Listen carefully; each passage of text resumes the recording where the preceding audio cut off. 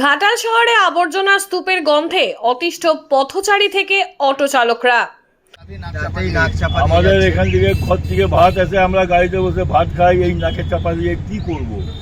আর মানুষ পরে বলছে তোমার জায়গা, তোমার কি এসব আপত্তি করছে এটা যদি সরকার থেকে কোনো ব্যবস্থা নেওয়া হয়। আমরা বুঝতে পারছি না। এখানে প্রচুর দুর্গন্ধ ছড়ে, এখানেই আমাদের বসে থাকতে হয় সারাদিন।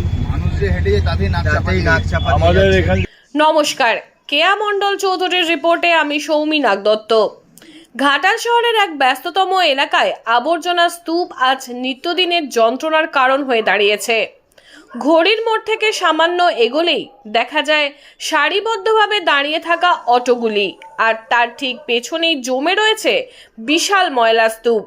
শুধু চোখের অস্বস্তি নয়, পচা আবর্জনার তীব্র ও বিষাক্ত গন্ধে শ্বাস নেওয়াই যেন দুর্বিষহ হয়ে উঠেছে।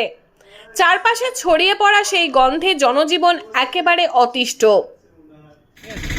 এখানে যদি এই নোংরা আবর্জনা থেকে পরিষ্কার পরিচ্ছন্ন যদি কোনো পৌরসভাতে কোনো স্টেপ নেওয়া হয়, তাহলে আমরা স্ট্যান্ডের তরফ থেকে খুবই দুঃখিত। বারবার বলে দেওয়া সত্ত্বেও তারা কোনো ধ্যান দিচ্ছে না। পৌরসভাও জানানো হয়েছে, বাজার কমিটি, পুরো বাজারের নোংরা এবং ফলওয়ালা মাংস দোকানের নোংরা, এখানে আবর্জনা এখানে প্রতিবারই ফেলে দিয়ে যায়। আমরা বারবার প্রতিবাদ করাতেও আমাদের কথা শুনছে না এবং আমরা প্রশাসনের বহুবার দ্বারস্থ হয়েছি, এবারেও বলেছি, আশ্বাস দিয়ে যাচ্ছে প্রতিবারেই, কিন্তু নোংরা এখানে ফেলা বন্ধ করছে না। মশা এখানে প্রচুর দুর্গন্ধ ছড়ে, এখানেই আমাদের বসে থাকতে হয় সারাদিন। মানুষ যে হেঁটে যায় তাতেই নাক চাপা আমাদের এখান থেকে ঘর থেকে ভাত আসে, আমরা গাড়িতে বসে ভাত খাই, এই নাকের চাপা দিয়ে কি করব? গাড়িতে বসেই তো আমাদের ভাত খেতে হয়, এবার ওই দুর্গন্ধ নাকে দিয়ে আমাদের ভাত খেতে হয়।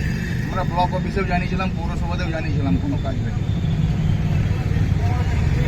পৌরসভা থেকে একটা লোক এসে পরিষ্কার পরিচ্ছন্ন একটা স্টেপ নেওয়া হতো, এখন সেটা বর্তমানে টোটালি বন্ধ করে দেওয়া হয়েছে। আর আগে যত বাথরুম টয়লেট যত কিছু করছে সব এখানেই করে যাচ্ছে। মানুষকে বলা হচ্ছে, মানুষ কোনো স্টেপ নিচ্ছে না, কোনো কিছু না।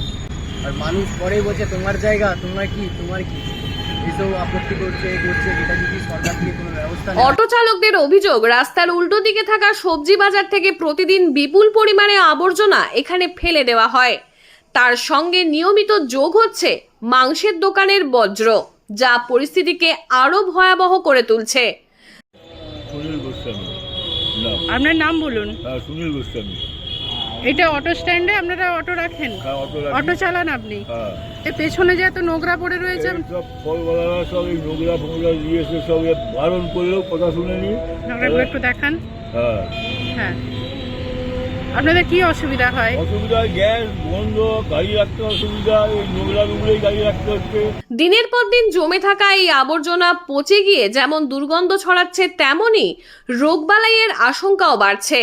এমন অস্বাস্থ্যকর পরিবেশে দীর্ঘ সময় দাঁড়িয়ে থাকতে হয় অটো চালকদের, যা তাদের শারীরিক ও মানসিক স্বাস্থ্যের ওপর মারাত্মক প্রভাব ফেলছে।